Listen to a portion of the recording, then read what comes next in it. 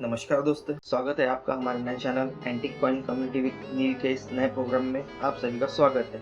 आज हम जानेंगे भारतीय सिक्कों के टकसालों के बारे में। भारतीय टकसालों में जो सिक्कों की छपाई की जाती है, उसमें सबसे पहले जो टकसाल आती है वो है मुंबई, उसके बाद में आता है हैदराबाद, उसके बाद में नोएडा और उसके बाद में कलकत्ता। ऐसे 4 टकसालें हैं जिनमें सिक्कों की ढलाई की जाती है। तो आज हम जानेंगे कि जो सिक्कों की ढलाई की जाती है वो सिक्कों की पहचान किस प्रकार की जा सकती है, उसके बारे में जानेंगे। तो अब हम आपको बता रहे हैं उन निशानी के बारे में जो सिक्कों की जो छपाई की जाती है उनमें बहुत अहम मानी जाती है। सिक्कों की जो ढलाई की जाती है उसमें जैसा मुंबई की जो टकसाल है उसमें अगर सिक्कों की ढलाई की जाती है तो उसका जो मिंटिंग का जो मार्क है, जो चिन्ह जो हम बोलते हैं, वो डायमंड शेप में होता है।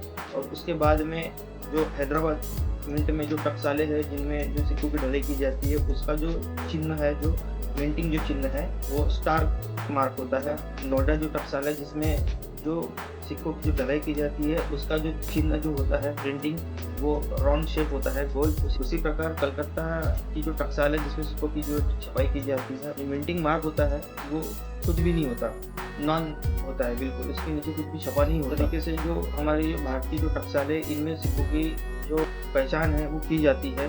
उसी प्रकार भारतीय टकसालों की तरह ऐसे ही विदेशी टकसालों में भी सिक्कों की छपाई की गई थी, जिसमें सबसे पहले लंदन मिंट है, मॉस्को मिंट है, उसी तरह का स्लोवाकिया मिंट है, उसी प्रकार एटन मिंट है। ऐसे विदेशी मिंटों में भी भारतीय सिक्कों की छपाई की गई थी। तो आज का टॉपिक हमारा इस मिंट के साथ साथ में कुछ रियल और वैल्यूएबल सिक्कों के बारे में भी है। आज जो बात करेंगे, जो सबसे महंगा जो सिक्का आज की तारीख में चल रहा है, जो 1982 से लेकर 1991 तक के जिन सिक्कों की जो ढलाई की गई थी, जिनमें पुराने कॉपर निकल में जो ढलाई की गई थी, उनका जो डायमीटर था वो 26 mm था, शेप उसका सर्कुलर था और उसका जो वेट है वो 6 ग्राम था।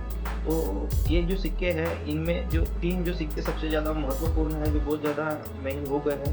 1982 का सिक्का है जो बॉम्बे मिंट की टकसाल से ढाला गया था, जो आज करंट में जिसका वैल्यूएशन 1,10,000 यूएसडी कंडीशन में है। वैसे ही अगर सर्कुलेशन में अगर वो सिक्का अगर आपके पास में है तो उसकी कीमत 40,000 रुपये। हैदराबाद मिंट से 1983 का जो सिक्का छापा गया था जिसकी कीमत आज 4 लाख रुपये यूएसडी कंडीशन में है। उसी प्रकार सर्कुलेशन कंडीशन में अगर सिक्के की बात करें तो उसकी कीमत आज 70,000 रुपये है।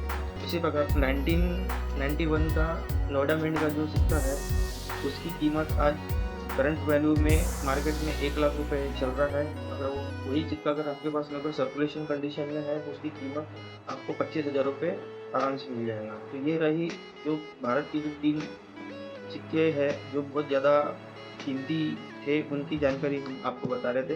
तो हम आज का टॉपिक पे आते हैं कि आज का टॉपिक हम जिस कॉइन को लेकर है वो है ओएमएस कॉइन, जिसे हम ऑफ मेटल स्ट्राइक कहा जाता है। एक्चुअल में ऑफ मेटल स्ट्राइक होता क्या है इसके बारे में हम पहले जान लेते हैं। तो होता क्या है कि भारतीय टकसालों में जब सिक्कों की जब छपाई की जाती है उसमें गलती से या फिर जानबूझकर कुछ सिक्के ऐसे होते हैं जो जो धातु में छपना होता है उसमें ना छपते हुए गलती से दूसरे अदर धातु में वो सिक्के की छपाई हो जाती है।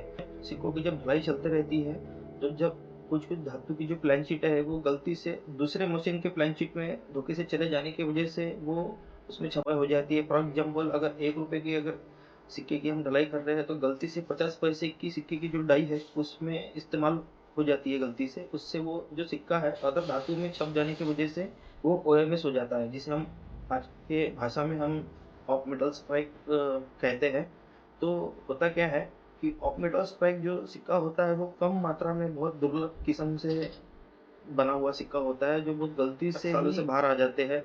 किसी बैंक में जब वो सिक्के चले जाते हैं तो किसी पैकेट में जाने अनजाने से धोखे से वो सिक्के आ जाते हैं। और कभी कभी क्या होता है कि सरकार जब कुछ सिक्कों की जब पैकेट में जब लाने से पहले, लॉन्चिंग करने से पहले कुछ जो सिक्के जो छपती है उनकी डेमो पीरियड में उनकी छपाई की जाती है। ओएमएस कॉइन के पीछे जो बनने का एक बहुत बड़ा कंडीशन ये भी होता है, कभी कभी क्या होता है कि उस धातु की कीमत अगर उस सिक्के की कीमत से अगर ज़्यादा हो जाती है, जो धातु का जो सिक्का है वो बनाना छोड़कर सरकार क्या करती है कि जो कम बजट के जो धातु होते हैं जिनकी कीमत रुपए से कम होती है, ऐसे सिक्कों की ढलाई की जाती है, जिसमें ओएमएस पैटर्न में कुछ कॉइन्स बन जाते हैं। अगर रुपए से अगर ज़्यादा अगर हो गई तो उससे क्या होता है कि लोग सिक्के इस्तेमाल ना करते हुए उसे पिघला कर उसे धातु के तौर पर इस्तेमाल करके उसमें पैसा कमाने की कोशिश करते हैं, जिसे एक बहुत बड़ा गुनाह माना जाता है। हमारे इंडिया रिजर्व बैंक में उसे एक गुनाह के तौर पर देखा जाता है। तो इस वजह से भी कभी-कभी ओएमएस पैटर्न में सिक्के ऐसे बन जाते हैं। तो आज हम बात करेंगे एक ऐसे ओएमएस पैटर्न की सिक्के की कीमत जो बहुत ज़्यादा हाल ही में बहुत ट्रेंड में चल रहा है, बहुत ज़्यादा महंगा सिक्का माना जाता है। वो है एक 10 रुपए का क्रॉस कॉइन है, जो हमने हाल ही में हम जितने भी कॉइन है जो 2005 से लेकर 2007 में जो सिक्के बने हैं, 10 रुपए के प्लेन शीट उसमें 10 रुपए की जो सिक्के की जो डाई है वो इस्तेमाल की गई, जिससे वो एरर तौर पर एक ओएमएस पैटर्न में वो कॉइन बन गया।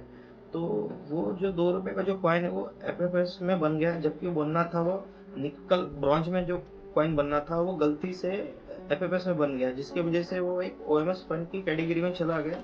जो सिक्का आज उसकी कीमत जो है वो मार्केट में यूएससी कंडीशन में 10 से 15 हज़ार के बीच में जा चुकी है।